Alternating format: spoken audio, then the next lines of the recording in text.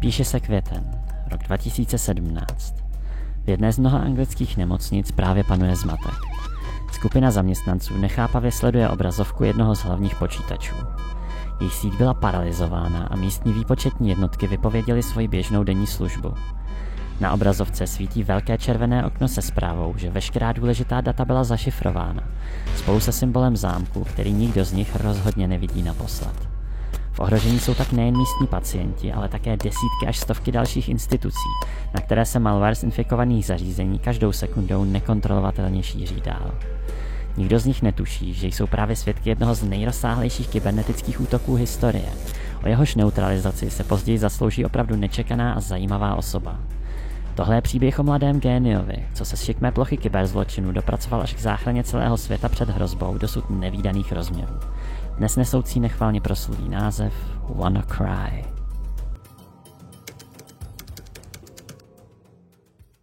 První zmínka o počítačovém viru WannaCry pochází z 12. května roku 2017. Podle všeho se jednalo o síťově nezabezpečené zařízení v oblasti Asie, které je dnes považováno za první zaznamenanou nákazu. Odsud se pak viru podařilo autonomně rozšířit na více než 230 000 unikátních zařízení za pouhý jeden den, což je neuvěřitelné číslo. Počítačové operace totiž na rozdíl od například činnosti biologických nákaz probíhají v extrémně malých zlomcích sekund a důmyslně organizovaný kyberútok může mít tedy prakticky okamžité následky. Malwareu se tak podařilo úspěšně narušit chod institucí ve více než 150 zemích světa, s největší účinností na území Ruska, Indie či Tajvanu. Zasaženy byly desítky nadnárodních korporací, jako například O2, FedEx či TSMC, v čele s celým britským a skotským zdravotnickým systémem NHS, čímž hrozba přerostla do fáze, kdy se mezi její potenciální následky přidalo i lidské zdraví a životy. Později, 18. prosince 2017, vydala americká vláda oficiální prohlášení, že považuje za zdroj nákazy Severní Koreu, která se následně proti obvinění vymezila. Oficiální důkazy však zůstávají veřejnosti skryty, takže skutečný původ útoku jménem WannaCry se jako běžní lidé nejspíš nikdy nedozvíme. Co je ale vlastně WannaCry zač? Jedná se o takzvaný ransomware, neboli druh škodlivého softwaru, jehož cílem je zašifrovat vaše osobní data a držet je jako pomyslné rukojmí pod vysokou finanční částkou, často vyčíslenou v kryptoměnách jako Bitcoin či Monero pro zachování anonymity útočníka. Toto rozhodně nebyl nový koncept. Co však ale dělalo WannaCry tak ničivým? Disponoval zároveň i vlastnostmi takzvaného wormu, neboli červa, tedy vlastnostmi detekovat další zranitelná zařízení v dosahu sítě a samovolně se tak šířit dál bez nutnosti útočníka jakkoliv zasahovat. K tomu využíval síťové zranitelnosti obsažené v široké škále verzí systému Windows s kódovým označením Eternal Blue, která unikla patrně z rukou americké národní bezpečnostní agentury díky hackerské skupině The Shadow Brokers. Zneužívala chyby v síťovém protokolu Windows SMB, aby získala k oběti přístup a samotný vir se tak mohl šířit dále. Zvláštní ale je, že tato softwarová chyba byla již adresována a opravena společností Microsoft skrz bezpečnostní update 2 měsíce před útokem. Jak je tedy možné, že měl WannaCry tak rozsáhlé následky? Tato událost totiž skvěle ilustruje, kolik se mezi námi nachází bezpečnostně zanedbaných zařízení, které uživatelé z různých důvodů pravidelně neaktualizují. I když je známo, že aktualizace mohou změnit funkcionalitu systému a narušit tak dosavadní chod stávajících programů, důležitost svoje zařízení pravidelně aktualizovat je z bezpečnostního hlediska nesporná a jednoho dne může mít i takovéhle následky. Ať už jste tedy jen řádový uživatel či provozovatel firmy, vzpomeňte si na tento případ, až zase jednou odmítnete nejnovější update.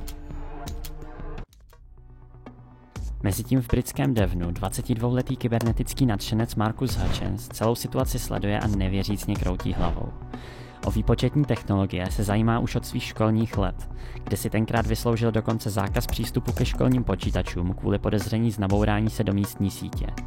Kybernetika ho zaujala tak, že se už jako teenager začal pohybovat na forech pro vývojáře malwareu, tedy počítačových virů, a to ze začátku čistě pro zajímavost a sebevzdělávací účely.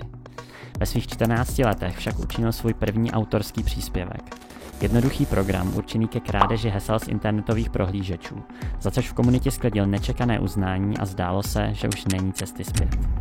Marcus si postupně začal získávat mezi hackery věhlas a o 2 roky později v pouhých 16 letech obdržel objednávku na vývoj komplexního malwareu přebírajícího absolutní kontrolu nad svojí obětí, takzvaného rootkitu.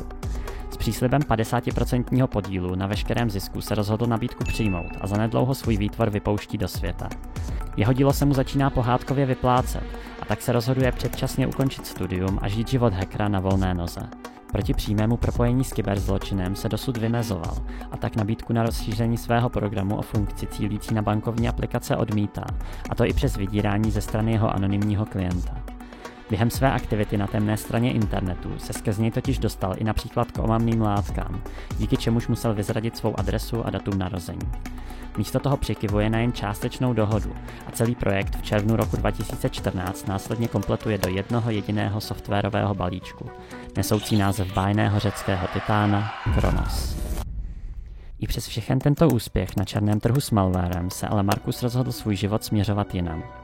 Vrátil se zpět ke vzdělávání skrz dvouletý vysokoškolský program, požadavky na aktualizaci Kronosu až do jejich úplného ústupu odmítal a s užíváním omamných látek přestal prakticky ze dne na den. Rozhodl se založit si anonymní blog jménem MalwareTech, kde fungování škodlivého softwaru, včetně rootkitu Kronos, analyzoval na základě vlastních zkušeností, i když svoje přímé propojení s jeho vývojem ponechával v tajnosti.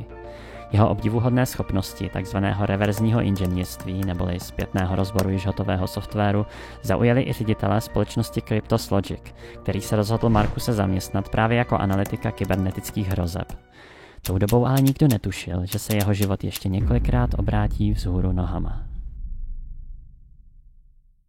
Marcus je právě na dovolené po náročném pracovním měsíci. Celá kauza okolo WannaCry mu ale zkrátka nedá spát. Vytahuje tedy laptop ve svém pokoji a s pomocí všech dostupných nástrojů virus analyzuje. Zanedlouho naráží na poněkud zvláštní kódový segment. Malware se během své operace pokouší navázat spojení s podivnou doménou, složenou z náhodných písmen a číslic. Když se na ní ale pokusí připojit sám, vyskočí na něj hlášení, že zadaná doména zatím ještě nebyla nikým zaregistrována. V domnění, že se jedná například o skrytý kanál pro vývojáře, kteří přes něj plánují s malwarem komunikovat, tedy doménu zaregistruje.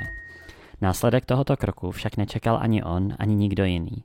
Ve skutečnosti byla nemožnost se s doménou spojit pevně zakódovanou podmínkou proto, aby se virus mohl šířit dále, a jeho tvůrci zjevně plánovali tento krok učinit sami v případě, že by si přáli jeho činnost sami pozastavit. Frekvence nových případů WannaCry začíná po světě okamžitě klesat. I přesto, že se v reakci na to později objevuje nová verze bez této mechaniky, dal tento krok autoritám dostatek času zareagovat na útok potřebnými opatřeními, včetně povinných bezpečnostních aktualizací i pro již nepodporované verze systému Windows. Marcus si velice rychle získává téměř hvězdný status. Podstupuje nespočet rozhovorů a je dokonce pozván i na prestižní konferenci o kybernetické bezpečnosti DEFCON 2017 v americkém Las Vegas. Přesto, že měla na jeho úspěchu nemalý podíl i náhoda, celá událost začala přivádět pozornost k jeho skutečnému hackerskému talentu. V očích lidí byl Marcus opravdu dobrý, podle některých až moc dobrý. Sám Marcus v rozhovorech několikrát zmínil, že si ze všeho nejraději hledí svého a že si slávu těchto rozměrů nikdy nepřál. Dnes již víme, že jedním z důvodů mohl být i fakt, že přílišná pozornost na jeho osobu zvyšovala také riziko odhalení jeho, řekněme, stinné minulosti. Jedna z jeho největších obav se však měla brzy stát skutečností. 3. srpna 2017 je těsně před svým návratem domů z DEFCONu zadržen jednotkami FBI za tvorbu a šíření škodlivého softwaru Kronos v letech 2014 a 2015. Všechny potřebné důkazy již byly nalezeny, a tak se při výslechu ke spojení jeho osoby s tímto malwarem přiznává. Je uvržen do jedné z vazebních cel v Las Vegas, kde mu nezbývá než čekat na další vývoj situace. Zpráva o zatčení slavného hackera se však rychle šíří světem a dostává se mu obrovské podpory. Díky tomu dává úspěšně dohromady peníze na kauci a usazuje se v dočasném obydlí v Los Angeles, kde zůstává pod přísným dohledem a zákazem zemi opustit. Začátkem roku 2018 dostává od FBI nabídku úplného odpuštění trestu odnětí svobody výměnou za informace o ostatních hackerech, kterou však nesobecky odmítá. 19. dubna roku 2019 se přiznává k 2 z 10 obvinění, a to ke spáchání podvodu s bankovními převody a distribuci zařízení sloužících k odposlechu elektronické komunikace.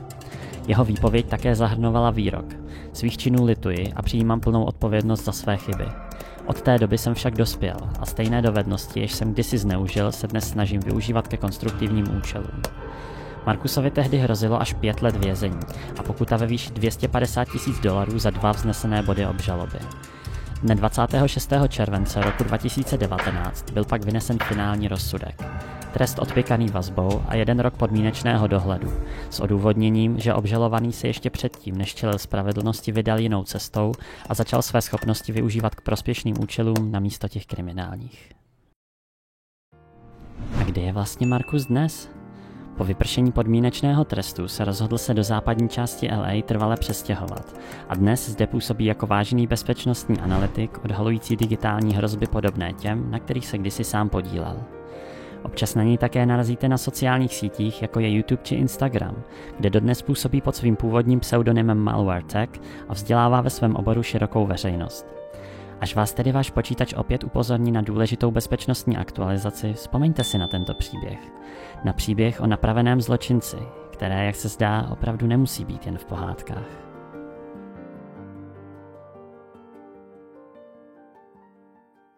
Chtěli jste to? Tak tady to máte. Čau, já jsem Wendigo a tohle byl můj speciál za 2000 odběratelů. Upřímně, já to vůbec nechápu. Člověk týden nevydává videa, protože pracuje na speciálu a vy tam stejně ty odběry házíte jeden za druhým, jako by se nic nedělo. Já vůbec nevím, jak vám mám poděkovat. Vy, co jste tady kvůli Geometry Dash obsahu, tak se rozhodně nemáte čeho bát, protože Geometry Dash obsah rozhodně plánuju vydávat dál, dokud to půjde. A vy, co jste tu noví, tak vás zdravím. Děkuju moc, že jste dokoukali tohle video až do konce. A pokud si myslíte, že jsem vám aspoň něco hodnotného předal, tak rozhodně budu rád za váš like, odběr, komentář, úplně cokoliv. Děkuju moc. Videa tohohle typu zaberou fakt ohromné množství času na zpracování, takže já si jdu trošku oddechnout a doufám, že se brzo uvidíme u dalšího videa. Zatím čau.